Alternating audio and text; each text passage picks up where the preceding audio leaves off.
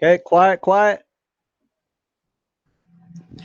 Good evening and welcome to episode 43 of the Nicola Valley Talk, a podcast provided by Tourism Nicola Valley, Experience Nicola Valley, and Experience Merritt. Nicola Valley Talk is a broadcast live every Thursday at 7 p.m. from Merritt, British Columbia, Canada. Nicola Valley Talk is a part of the award-winning Experience Nicola Valley program. It was awarded the 2021 Canada Prestige Award, the Best Marketing Program of the Year, and the Best Community Project Award for communities under 20,000 people by the British Columbia Economic Development Association. My name is Melvina White. I'm your country lifestyle blogger with Experience Nicola Valley and your host tonight on Nicola Valley Talk. And working the control room is our eco-blogger, Tanya Stewart. Tonight, we're going to talk with Garrett Grimshire about the Nicola Valley Farmers Market and its importance to Merritt and the Nicola Valley.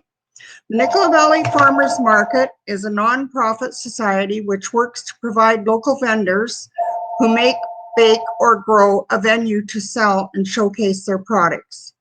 The Nicola Valley Farmers Market is an integral part of the community, bringing the community members together once a week, providing the community with a chance to buy local and keep supporting our local farmers and vendors.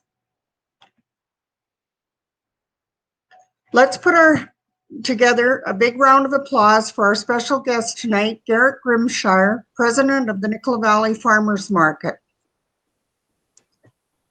Hi, Garrett. Welcome to the show. Hi, thanks for having me.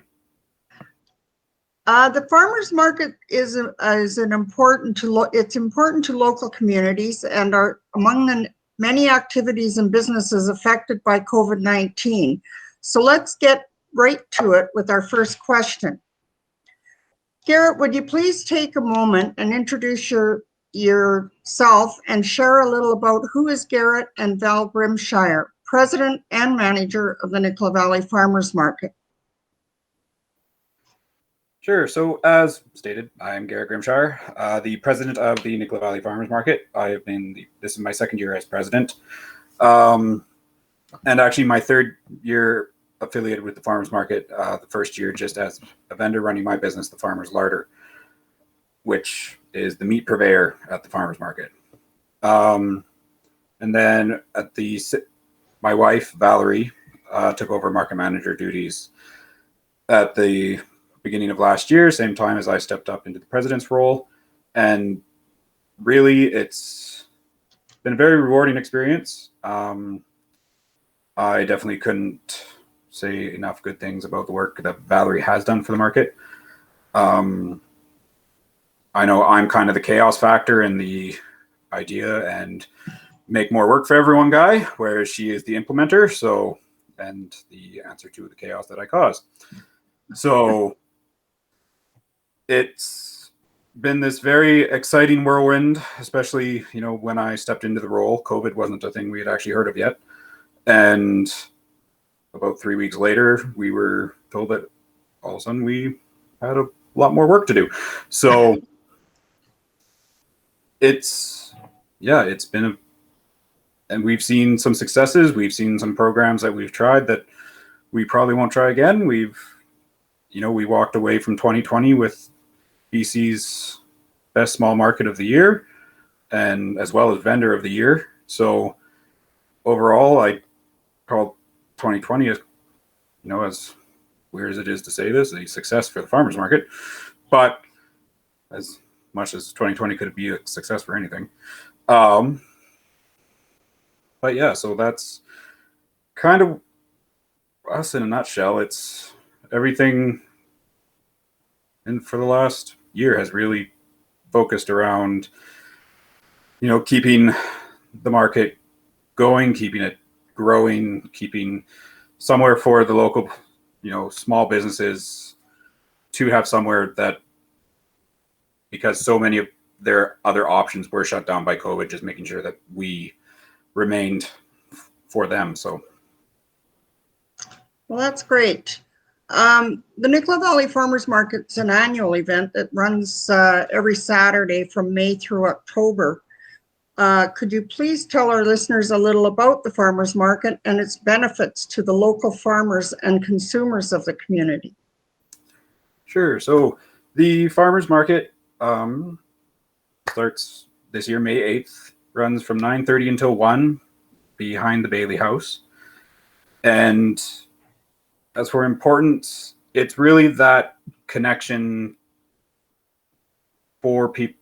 It's that opportunity for people to connect with the producers of their food and other products in the community. So there's so much speculation, misinformation, everything else out there surrounding food, agricultural practices, you name it these days, that being able to go to the market, speak with the farmer themselves, and hear their stories, hear, their challenges for that year. And then at the end of it all, like, be able to look at, their wares, what they've kind of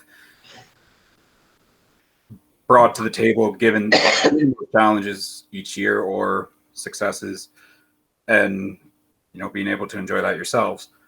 And then on the business side, it's important because it's really a stepping stone as well as an incubator for small businesses. A lot of small businesses within the community will act, and actually not just this community, but many communities start at the farmers market level. It's kind of where they trial, they gauge what people's interests are in their practices and their products. And then given a few years, they may scale out of the market, end up with a storefront, end up with wholesale contracts, things like that. But farmers markets are really an ideal place for businesses to kind of smooth out the rough edges before they really take off. Do you find the organic compound of the market is important to people? I find that the all natural component is important to people. We actually don't have any certified organic growers at our market currently. It is something that is regulated. So if someone is carrying an organic certification, they can bring it to us and they are allowed to then market their products as organic. But without that, without that certification being displayed, for instance, all my products are antibiotic and hormone free, but they're not organic. So I do not get to carry the organic. Well, that's great information, because to me, organic is if it's grown on the farm, and didn't know there was more to it. There's a great deal behind a organic certification. It's a lot of information. What is it about the Nicola Valley Farmers Market that to you stands out and makes it unique to the Nicola Valley? For me, it's really the culture within the market itself, as well as the community. So yes, we're a formal organization. There's bylaws, there's rules, there's all these things about attending the market, but we're also a part of the community and very active in the community. So for instance, like, one of the things I've been kind of working on since president, and it hasn't been a very hard thing to implement because this already existed, was, as the market grows, every decision made is like, okay, priority one, like, does it benefit the community? Does it benefit the vendors? Does it benefit the market? If it hits those 3 check boxes, then that program or idea or initiative is going to move to the top of the list. If it only checks, vendors, that it benefits the vendors and the market, then it's going to be a little lower. And if it only benefits the market, then we may never get around to that one. Whereas interacting with other markets, there's a much more business, like big business culture in some of them, and which is necessary given some of their scales, but to me, then you kind of lose that sense of, you're here to supply the community, serve the community, be a part of the community, and you don't ever want to lose touch with that. No. The farmers market is currently located beside the visitors information booth, known locally as the Bailey House. Would you say that this location encourages visitors to drop by the farmers market? And if so, what are some of the domino effects you have witnessed? I would 100% say that it encourages people to drop by the farmers market. For as long as we've been there, we've always kind of piggybacked off their facilities, even before they were the info booth. And now that they are also hosting the information center for the Nicola Valley, we do see an influx of tourist traffic just due to proximity. But for instance, like washroom facilities, just having that grass area to picnic at, especially when the lilacs and everything else are in full bloom, like that's just an amazing extra to have that close to the market.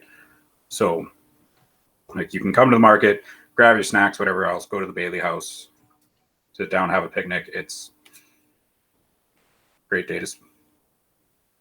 Right. all around. Okay. Here's an interesting fact that I dug up. Farmers markets who stayed open during the start of COVID-19 in 2020 have reported a 75 to 79% decrease in sales over 2019. The number of vendors selling dropped by nearly a third. What are some of the developing trends you are expecting for 2021 when comparing pre-COVID to mid-pandemic? So with that statistic, I feel like the shortage on vendors, that is something that you definitely saw in the larger markets with, their venues were packed, and then all of a sudden they had to space their vendors, and they lost those vendors because they just couldn't fit them anymore due to social distancing. And Right. This is something, so we're actually almost at the exact opposite of those numbers. We're growing, and we're growing almost faster than we can keep up with. It's the response, from the local community, just their desire for like that support local businesses. And we saw our sales skyrocket last year, and the ripple effect from that, we're pulling vendors from the Okanagan.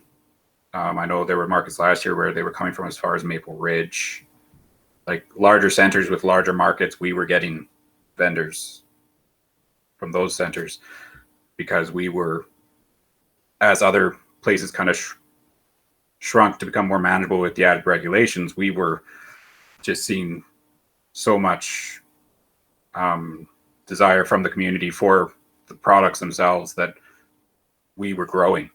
So Okay.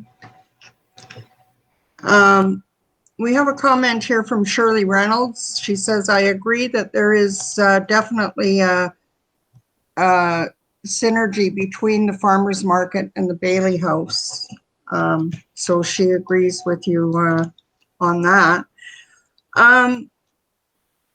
How do you foresee the vendors' participation in the farmers market with the pandemic guidelines and regulations in place? The vendor participation has been great. This time last year there was the vendor regulation that there were no artisans, so that really kind of changed the numbers a little. But once that regulation was lifted, I think we were at 12 vendors for this time of year, and now we're approaching the 30 vendor mark. So our participation has been great. And then we're still receiving applications, and we're actually reaching out to other markets saying like, hey, listen, like if you can't host them, we can. We're still going. And there's been some regulations that have definitely affected vendors. I know some of especially with surrounding marketing practices and things like that, like for some vendors not being able to give samples for instance, Right. has really kind of changed their marketing practices, how you package and disperse food items, especially things that can be eaten within the market itself, has changed. Everything now is takeout. You used to be able to like sit at the picnic tables, like go up, grab food, sit at the picnic tables at the market and enjoy your meal. Yeah, you can't do that anymore, unfortunately, with the COVID regulations. So there's been subtle changes like that. And I mean, even though they're not strictly vendors, we do consider entertainers part of the market itself. And unfortunately, there's still a no-go, which is always disappointing.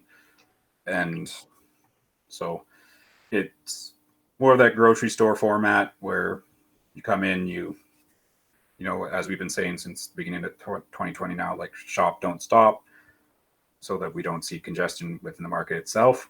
And it does take away from the market experience where you want to stop, you want to talk. It should be a social environment, and there's been a transition. It's been a necessary transition, but I think we're all anxiously waiting to get back to, the good old days. So I think when some of the rules and the regulations are taken away, I think you're probably going to get bombarded is what's going to happen. we're here for it. The Merritt District Chamber of Commerce says, appreciate what you're doing, Garrett. Keep up the good work. Tell us what you see for the future of the farmers market post COVID-19.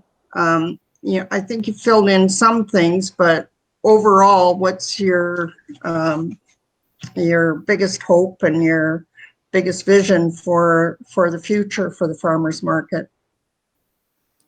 The biggest one is really getting back to that social environment. There were ideas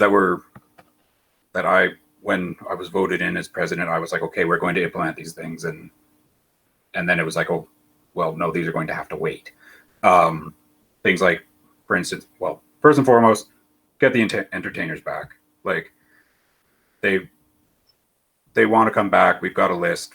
We're probably just going to work our way down, calling people once it's allowed. And hopefully with the vaccine rollouts, it's before the end of this season. And the second thing is I've been slowly compiling a list of individuals who could potentially be offering workshops at the market, teaching people to, whether it's garden related or there's individuals who have interest in mycology in town or fermentation of vegetables and preservation of food, things like kind of these skills which have been seeing a resurgence in the last 5-10 years, but really kind of got left by the wayside before then. Right. May Ketter says, love that farmers market.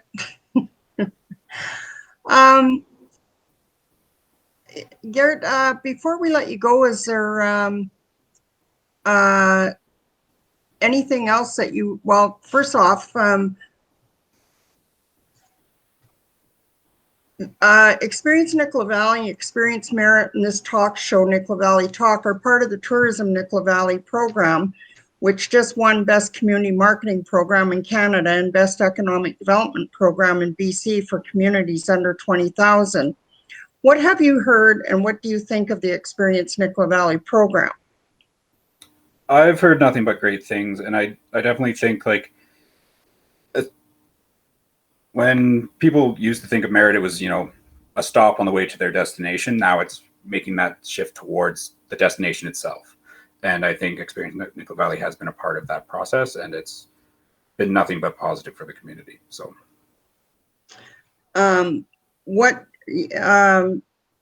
so before I let you go, is there anything else that you would like to say to the listeners and share with the audience?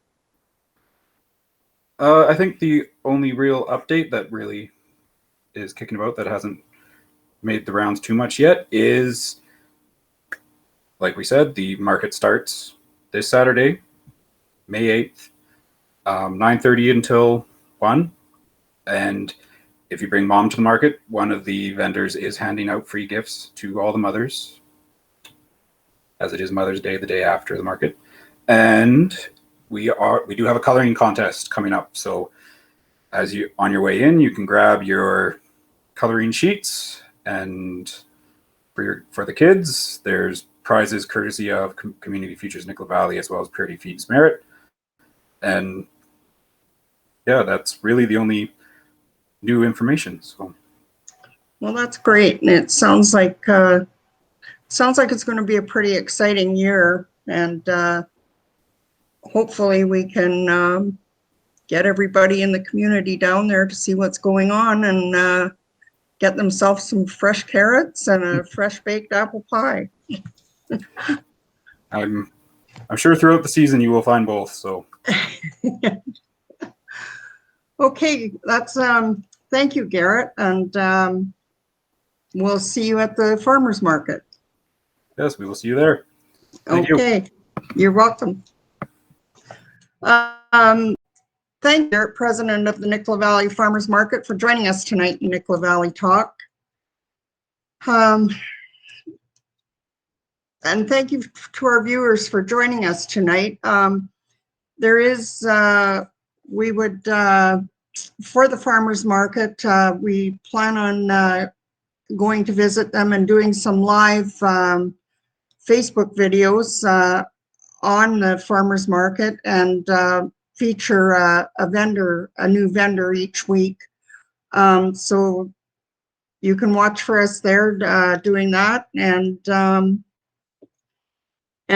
make an effort to follow and share and comment on our Experience Nicola Valley Facebook, Twitter, Instagram, and YouTube pages. Make sure to tune in next week, April 29th, when Bobby Garcia from Yaki Joe's Pizza will be our guest on Nicola Valley Talk. And remember, every Thursday night, join us, same time, same place at 7 p.m. right here on Nicola Valley Talk. Thank you for watching tonight. My name is Melvina White. I'm your country lifestyle blogger on Experience Nicola Valley and your host on Experience Nicola Valley Talk. And the techie aliens got Tanya, so I'll say it for her. Remember, reduce, reuse, recycle, and rethink, and leave no trace behind, because merit matters. Thank you and good night.